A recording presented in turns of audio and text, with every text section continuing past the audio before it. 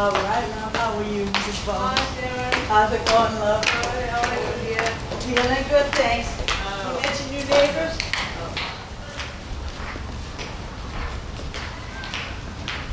And if they ask me who you are, you're filming this for our personal documentation for our legal records.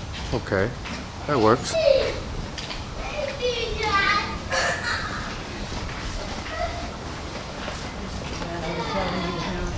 Put focus for channel 1.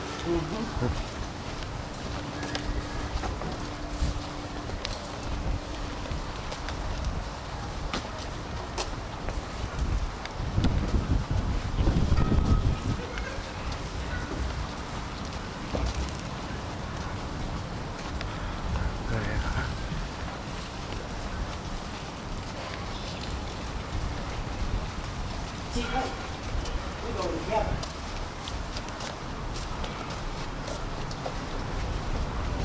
Wait, Sharon, let me go.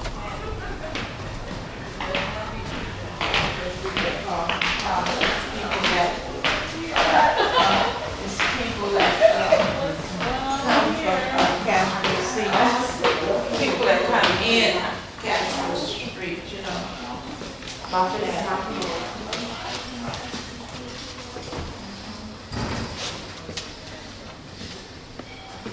Did someone get us for it? Okay. We just looked at how long it took to post Maybe have a seat. Thank you.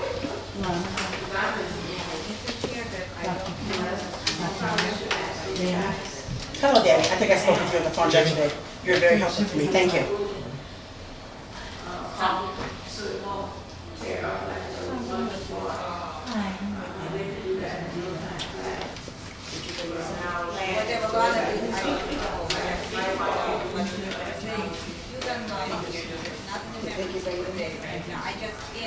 Is that, he can bring the flyer on the reason? Can I see you for a second? This whole file? You should be 11. Asking for this. You have a copy like this? You want to do, And you have a copy of this? you ask Did you authorize this to be in the file? come in and Did your Actually, the person that made it was Rita. Rita was, she's the one that. Oh, they made these here? Okay, that's their copy. It is. Some of that stuff. Where is this? Oh, no. You finished? You did. Where are you involved right now? Are you Graduating. Or trying to go back? I'm graduating there. I wish I would have graduated from mine. Do you understand?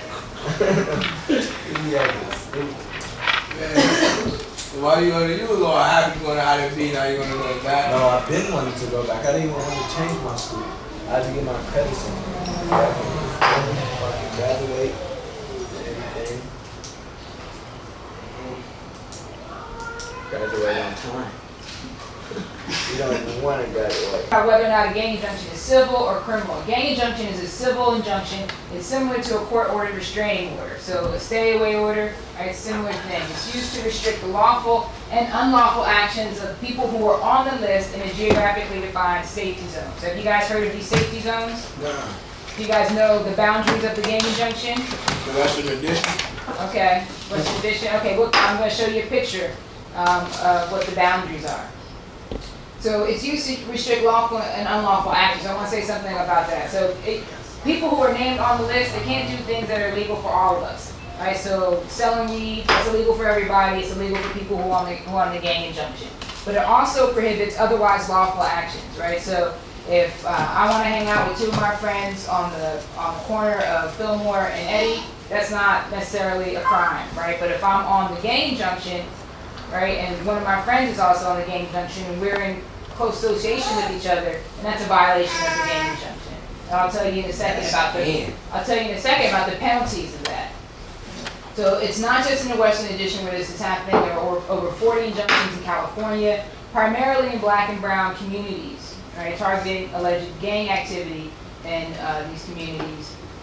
It's typically not a process that involves a lot of community input, and that's one of the things that Brothers for Change has been responding to. This guy kind of came down community members didn't really know about it, didn't have any input in the process of who was named and how people were able to get off.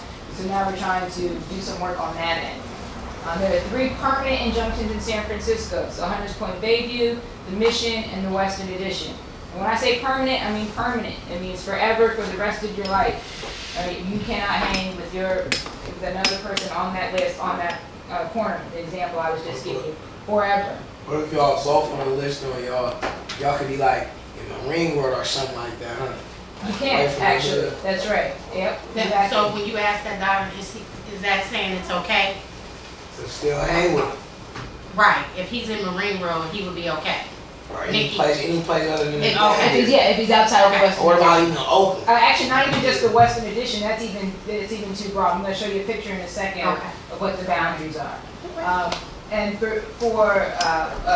in one policy report that was written on the gang injunctions, a police officer described it as martial law, right? As martial law. So it came down, and the people who are in the neighborhood are under the control, right, of the criminal justice official, right? And one young person that we interviewed described it as a trap.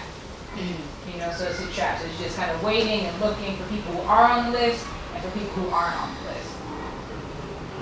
So why do these things come down, right? And why do they come down here? One of the things that policymakers and politicians are responding to is the public image of the Western Addition, right? And very broadly. And I've been coming back and forth to San Francisco for about 4 years. I've been living here for over the last year. And one of the things that you get when you go outside the neighborhood is people will tell you, oh, don't go down there. Right? That's trouble. That's a bad neighborhood. Right? And one of the things that contributes to that idea, right? And I know that's not true because I engage people every day. What year was that one right there to the left? What's everything down there? City? That was, I believe, either 2005 or 2006. Where was that? What's that? Is it the West Edition or not? They don't even distinguish, right? So people out who don't live in the Western Addition, they don't think about blocks and different sets. They think about This is the the Western Western Addition, Addition, right? right. This is the public image that many city residents have about the Western Addition. And so every time something happens, and people in the city are saying we need to do something, respond, these sorts of heavy, kind of harsh policies come down. Right? And even if it's not the best thing for the community, politicians will say we had to do something, right? And they're kind of responding to that image. So what's the process? So the city, again, it's a civil injunction, so the city attorney, right, provided documentation to prove that the gang was a public nuisance, right? So how'd they figure out who was gonna go on the list, right? How'd they figure out what names they were gonna put on the list? Well, the police and the city and district attorney conducted an investigation. And I've gone through all the declarations. There are 140 declarations, and it goes from very minor things to, for example, having somebody's name in your cell phone, right? So You get a gang injunction for that? that can be used as evidence of association with an alleged gang member, right? So if someone who has either admitted to being a member of a gang, through probation or parole, right? And you have their information, and for some reason you get picked up by the police, and this is what happened in the declaration that's laid out. Someone walks over, an officer walked over, looked at someone's phone, ran through it, saw that person's name, and that was used as evidence that that person was an alleged gang member. All right, so they did this again and again, and I want you guys to think about this when you're kind of out there on the MySpace. I wanted to download a video presentation, but these videos that you put on MySpace, videos that you put on YouTube, right? These are things that everybody in the world has access to, including the African American Gang Task Force, right? The Gang Task Force in the Western Addition, whose job, and this is spelled out in the declarations as well, is to target African American gangs in the Western Addition. So that's what they say? That's their job. Right? That's what Task they do. force? That's what they target African American gangs in the Western Addition. That is what their job description is. That's what they get up every morning to do. Right? And so you have to kind of be aware of that as you're navigating the neighborhood, right? And interacting with police. So again, there's 115 police declarations. and 2 expert declarations from the San Francisco Gang Task Force officers. You guys probably know who those officers are just from living here. Barrels is one. Barrels is number 1. Yeah. He's one of them. Barrels number 1. And over 40 individuals named Red and his young partner. and Doe. Yeah. Yeah.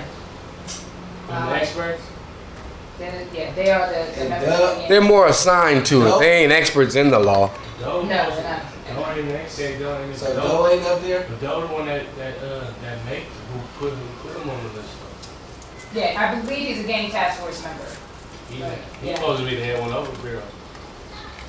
Yes. Do you have access to the actual list? I do. You want to show us that? I didn't bring it, but I can bring it to the next meeting. So there are over 40 people, and again, They ain't saying like this the new is, names that's supposed to be going on there or nothing. They ain't saying like that. They're gonna be on the list. well, there's some speculation about that, and Pastor Harris may be able to speak to that. But the thing is that they can put up to, I believe the gang, as they're describing it in the official documents, is up to 500 people could be a gang, right? So I'm not, I don't know what their Excuse me? And so, but this kind of gets to the question of are they adding new names? And as I was reading through the documents, there are a lot of documents, and they're accessible to you guys too because they're on the web, right? So they are already mentioning 10 juveniles, right, who are possibly gang members Right now? right now, right? So you know the names? No, they don't say the names because they're juveniles. They don't have them in the records, right? But that's what I'm saying. Every day people are coming out. They're kind of looking, right? Because that's their job, right? To get to identify who these people are. And you guys should be aware of that because it may change up some of what you do on a daily basis. All right. So once they put all this information together, they went to court to request that all these individuals who are named together be listed on the gang injunction that they were prohibited from doing those lawful and unlawful activities in a certain boundary area. Right, so in 2006, the first injunction came down in Oakdale after a series of shootings. Right, again, you had that kind of city outcry, do something, San Francisco, right, so this was one of the things that they do. You had that permanent in March, and then in June 2007, you had the injunctions named against in the Mission and in the Western Addition. A preliminary injunction was issued in the Mission. Permanent injunction issued before Christmas in the Western Addition. Right. In March 2008, the city attorney announced an opt-out plan. Right. So I told you you guys be good students. You guys are on with the question. I told you that. Right. The opt-out plan. That the injunction is permanent, right, forever, unless you get your name off the list, right? And there's a process. The city attorney announced a process of how you can get your name off the list. That's what it's called, the opt-out And plan. that's called the opt-out plan. All right. In June, the injunction was made permanent in the Mission. So again, it's permanent injunction in all these areas. How long is usually the preliminary injunction? Well, it's only been a matter of several months in each case. Right, so it went from, in Oakdale, they went right from announcing the injunction to a permanent injunction.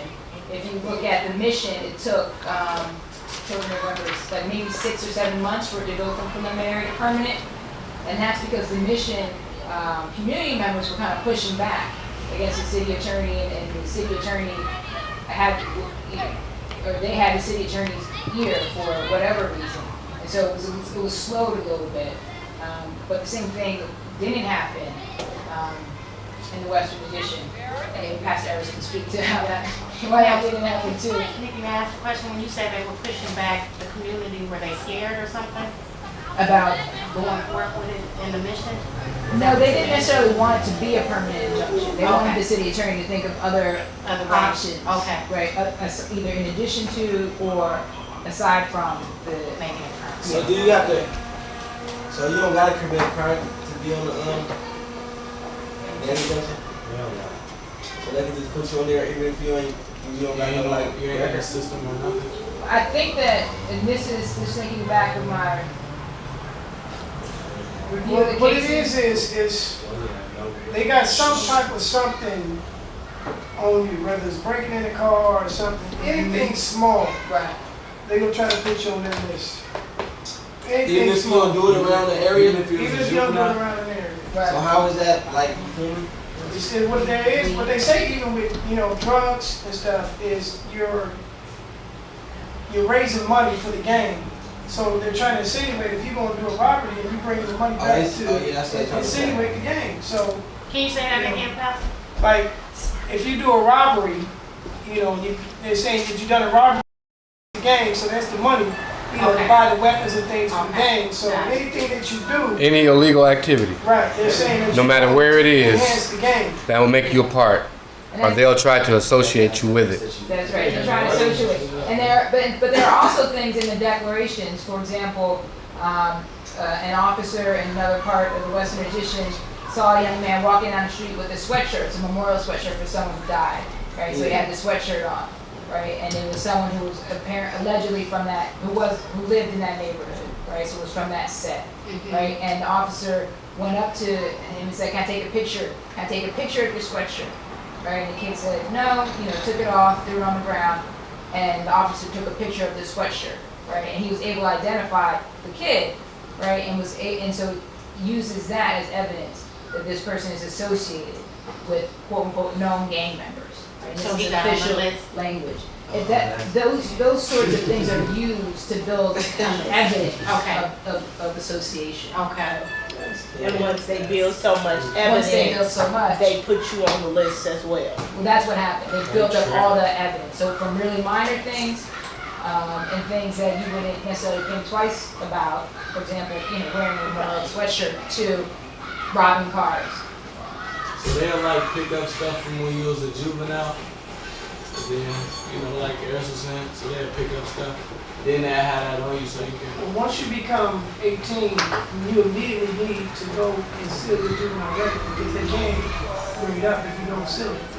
But if you seal it, then they can't really go into your juvenile history. A lot of people don't seal it, huh? A lot of people don't. Most people don't seal it. I just seal mine. Because I think people think that it's automatic. Ready? sealed. Right, sealed. I think And that's the thought I that's been had. the impression for So what you gotta do to many seal it? years. That's what some people be telling people, but like it be clear, when you get 18. Yeah. So now you It's a know. spot down there by 850. I think it's called Clean Slate or something like that. And you can go in there and file the papers. I actually, I have that from the other presentation, so I'll bring that in. Okay. Yeah. So when I asked where is the gang injunction, right? What are the areas? Right? He said Western Addition, but it's even smaller than the Western Addition, right? So this is the gangs that are named in the gang injunction are Eddie Rock, Chopper City, and Knockout Posse. Right, so the area that's blue, those are all that's the area where people who are named on the injunction are restricted from engaging in lawful and unlawful activity. And let me say what happened was in Oakdale, they said that it was actually a assistant city attorney that was going through the neighborhood and talking to different community members about the violence. Just like the people are talking about the violence up here. So they're taking people's words of mouths and saying they're tired of the violence, and they're coming down with these laws. And they're not actually at the table saying we're going to create this gang injunction, but they're listening to the outcry of the community, and the community is saying we want to stop the violence. So they're coming up with a plan to combat the violence without coming to the table. Like I said, their ears, are to what's going on. Every time it's a shooting, the outcry of the community, I'm tired of this happening, so anything that you do in this area, tattoos or whatever, is juvenile. They follow you. You got tattoos, if you want to claim you're a gang member in juvenile, they gonna put you in that wing.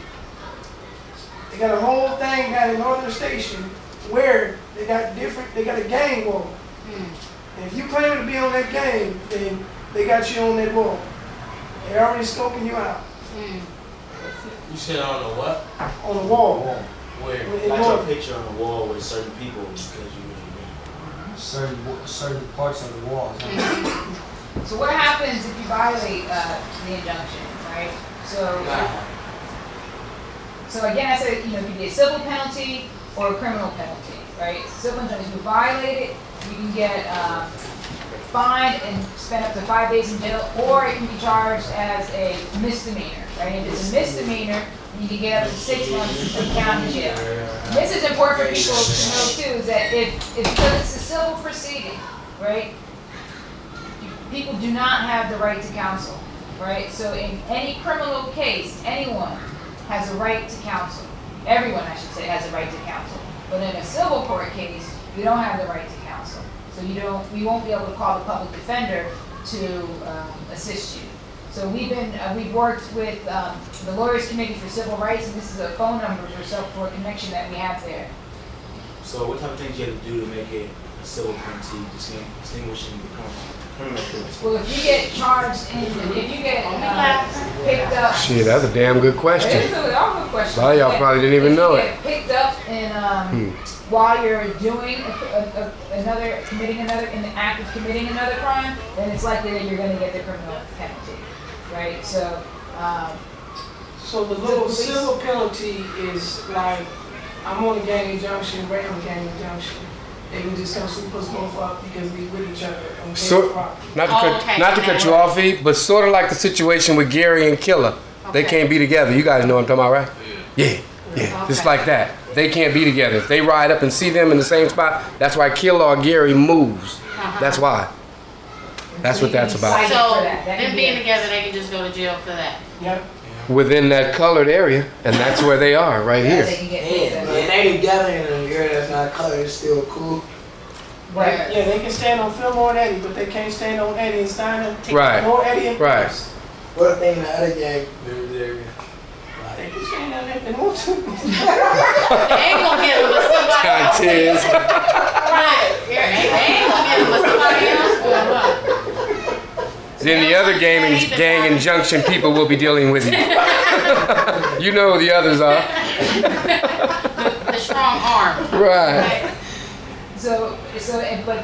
And if you are charged, if you're arrested, the key here is if someone has read their rights, then they have a right to an attorney, right? So if you're arrested for committing in the act of a criminal offense, then you have the right to a public defender. Now let me ask this. He said a good question about them being in another rivalry's territory. Right. So in this gang injunction, they got the list of these people, so they know who's at rivalry with each other, right? So they wouldn't consider that to be something because these people are in another area. I mean, in gang That territory. would probably draw their attention. But what Okay. they would consider is dropping you off down in OC if you from KO. Oh, That's what the police that's would what they consider. do. Yeah. Okay. That's what they would consider. So they don't have their back. Right Okay. now. Yeah. And drop you off down there? And also when you're in police cars, they ride you by Right. too. Okay. Those neighborhoods too. Just so y'all know. Okay. So some of the community reactions from people that we've been talking to is that there's some serious concerns around the amount, how police have been using it, right? Come on, y'all. We trying to educate y'all. Come on now. So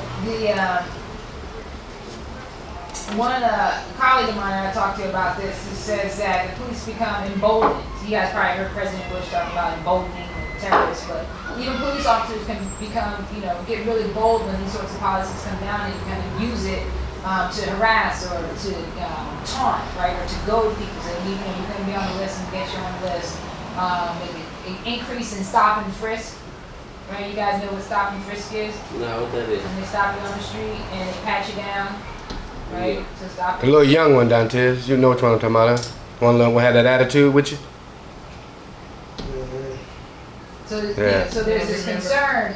What you guys, if you guys don't know this yet, we can definitely bring in information about this. That there's a whole set of rules that's supposed to guide how officers interact with citizens, which you all are, right? And so, including stop and frisk. But one of the things that has been seen with these gang injunctions is that, and these sorts of policies, that there's been an increase in stop and frisk encounters on the street.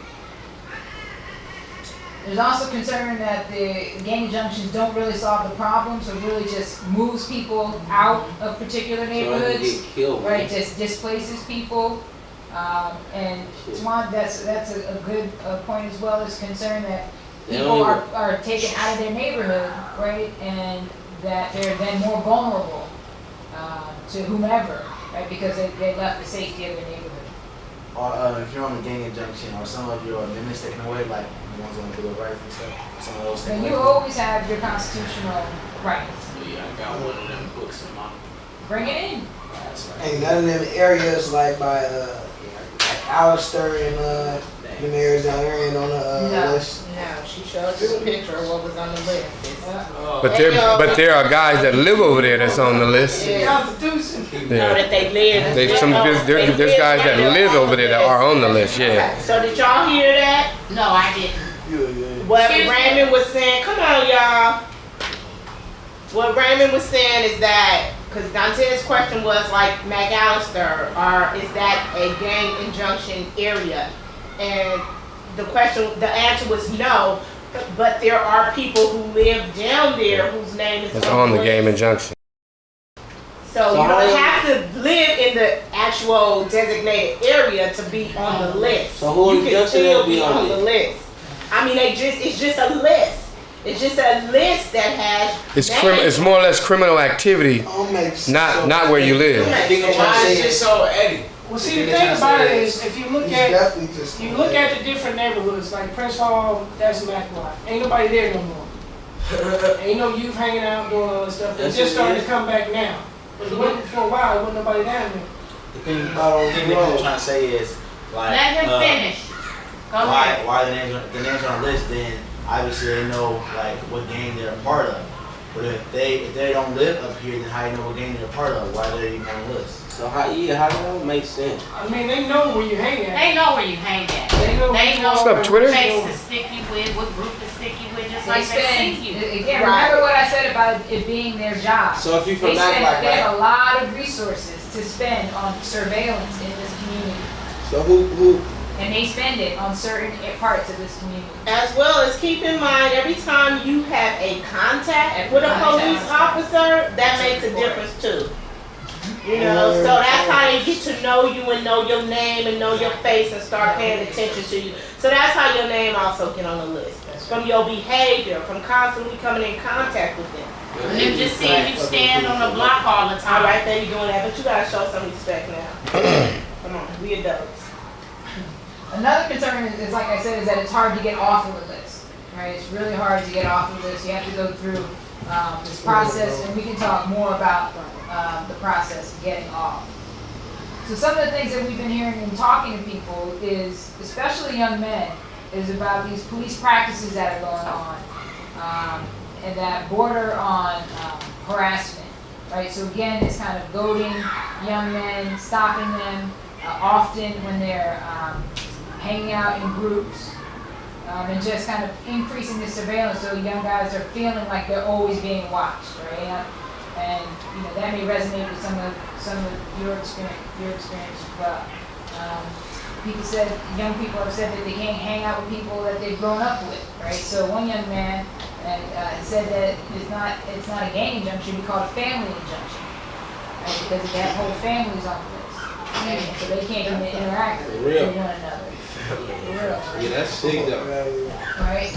They like to And take then you also, so I don't know if confident. any of you guys have heard this, is that some officers are kind of saying, well, we're going to get you on the list. We're going to get you on the list. I heard that before. Right, and y'all, you know, like But whatever this officer is. to be on that. But the The new law, new order, and they like I'm make going it to tell you official. about, I'm going to tell you about a new law that may be coming down. But remember what I said about them building a case. Right, they Like, prepping. 10 juveniles identified. So as soon as that person's 18th birthday comes, they'll say, okay, here's all the information that we have. And they haven't had a chance to steal their records yet because they're still partying because they're 18. Right. You know? You So, ain't 18 or they can't even. so one of the reasons we want to, kind of get you guys up on this is so that then you know how to respond, right? So you're not powerless in this whole thing. Another concern is the need for activities and opportunities for young people in the neighborhood. And this group coming together is a response to that need. Another concern is that eviction. So all over the Western Addition, right? And again, remember what I said about people outside the Western Addition, they're not thinking about how it's divided up into different sets. But the Western Addition in general is experiencing a wave of evictions, right? In different housing complexes. And one of the ways that people who are on the lease are evicted, one of the things that's used is this alleged criminal activity or suspected criminal activity of anybody. Doesn't have to be on your lease, can be near your house, outside your house, or anywhere near. You can be evicted, right? Your cousin's out there. You haven't seen your cousin in a year. Your cousin comes around smoking weed outside your house, right? That can get you evicted. Right? And it doesn't have to be a conviction. A lot of people think that someone has to be convicted of a crime near your property. It does not have to be an arrest. It does not have to be a conviction. And this is tied to a federal policy, a federal housing policy, right? That's nationwide. It's called the one strike policy, right? And it's targeted at that one strike. Right? These are kind of hard